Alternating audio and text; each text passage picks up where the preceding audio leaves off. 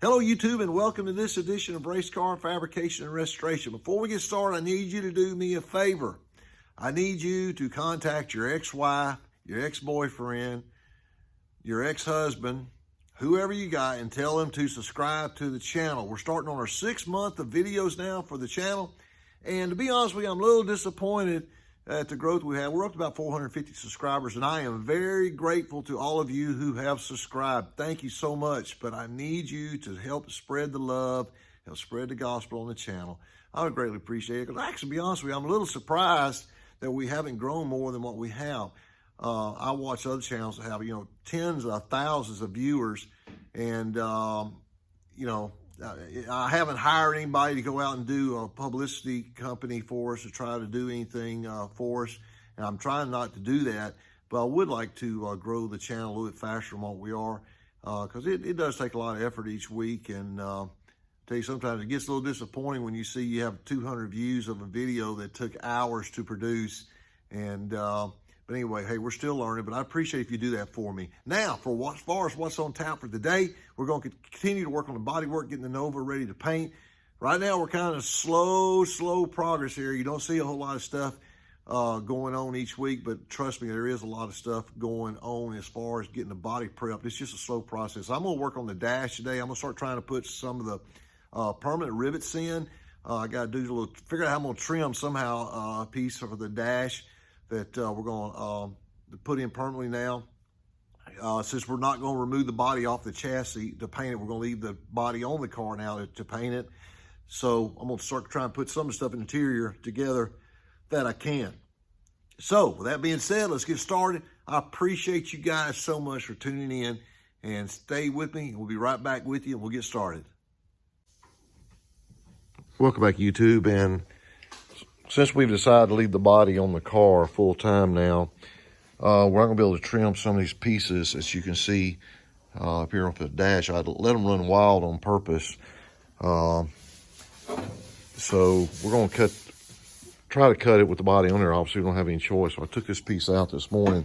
What I did, I ran up to Harbor Freight, the master tool center of the world, and I picked up this mandrel. Say hi, Ryder. Hi. Say hi, YouTube. Hi to YouTube. Okay. You see, he's in there working on his play. He's got more race cars and more Cheetos and motorcycles. He's got a bunch of stuff, Harley Davidson, everything. But anyway, bought this bought this mandrel kit, and we're going to you put this on this is a really high dollar Dremel tool. Since this is what they use to port and polish heads with. This thing is, man, this thing's a bad boy. So anyway, we're going to try to put this mandrel in here and go in there and use it to trim out the aluminum. So stick with me, see if we can try to get this thing put on there. So we'll be right back with you. Okay, welcome back, YouTube. And as you can see, the mandrel system worked. I don't think there's ever been one adapted to one of these. Thank goodness they all have a standard 1/4-inch size shaft. It's probably the first time in history this has ever been done on one of these type of grinder. So we'll see what happens here, see if it'll work.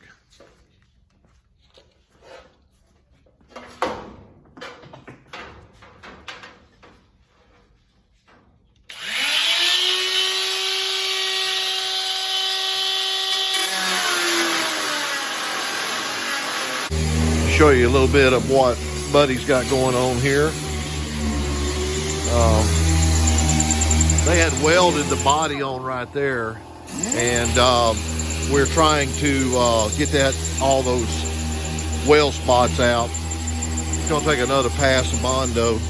He's already got the rear of it looking pretty good. This is where the gas cap was, so that's looking good. Got to put a little more filler right here, but it's coming along real good. I'm also gonna try to build the spoiler today. Possibly have time. I still got to take these out. But anyway, it's a slow process now. We're not seeing a lot of action each week. I did get the rear bumper built. It's over here on the ground.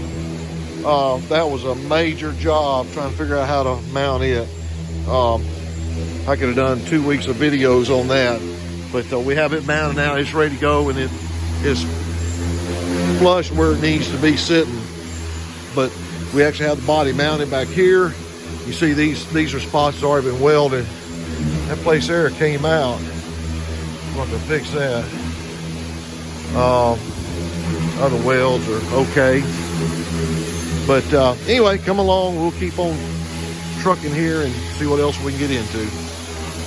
Welcome back, YouTube. We're going to go ahead and take a couple of these pieces of the dash out. Well, we got one of them out already here. That's one we're going to put in. But have to take this end cap piece out so we can get the plastic off of it. There's nothing worse than putting in a piece of aluminum, then you realize, hey, I didn't pull the plastic off. So we'll pop this piece out and see if we can get the plastic off real quick, and then we'll put it back in permanently. Once you start going back final time, you have to got to make sure you get all the plastic off, because once it's in there, it's in there. And I think that's a bad omen for a race car to ever leave plastic on some of the aluminum. So we'll get all the rest of this peeled off, and we'll go back and start here in just a second. So hang in there, I'll be right back with you. Welcome back, YouTube, and we got all the plastic pulled off. Now, I'm not going to paint the back side of this on purpose, because I actually want the white aluminum on the back side of the dash where the gauges are, and for this, it just makes it easier to see in case you're ever hunting down a problem at the track or whatever. The white just actually gives it more light in there. So let me tell you, pulling this plastic off, it's like passing a kidney stone. But anyway, we got it off, and we're going to see if we can get this top peeled back here just a little bit on the edge. We're actually going to leave this plastic on here as much as we can because with all the activity going on right now, we can want to protect the aluminum as much as we can. You know what? I'm actually thinking about it now. I got to take this piece all the way out to get the. I may be able to may be able to leave it in there actually, and pull the plastic off with it in place. So we'll go ahead and permanently put this. This is going to actually be the first permanent aluminum rivet in the whole project. Is putting this dash piece in here. All the interior pieces everywhere so far is all held with temporary rivets. So now, hard part, trying to figure out how I did this again. There we go. Okay, goes like that. Get this to slide in here.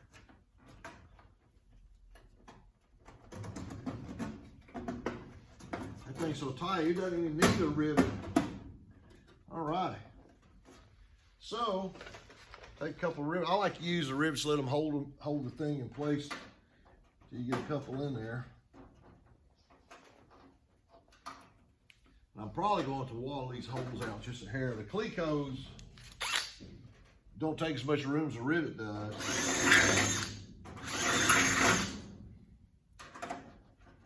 Voila!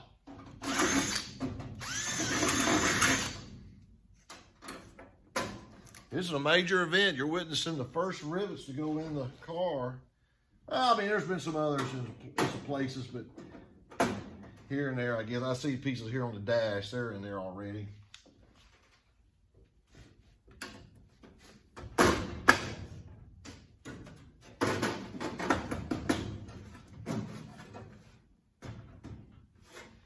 All right, man, that is hard to get in position.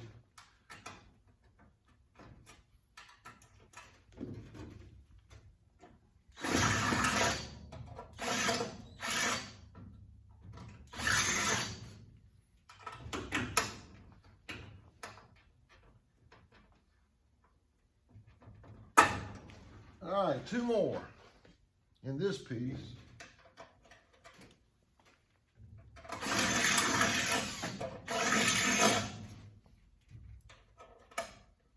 All right, one more.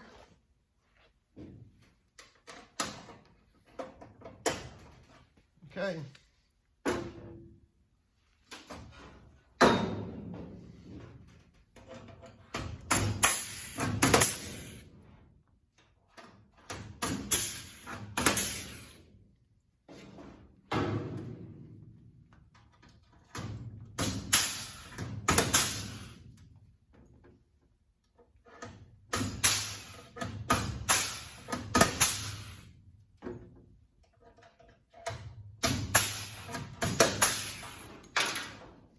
was telling Buddy this morning, this car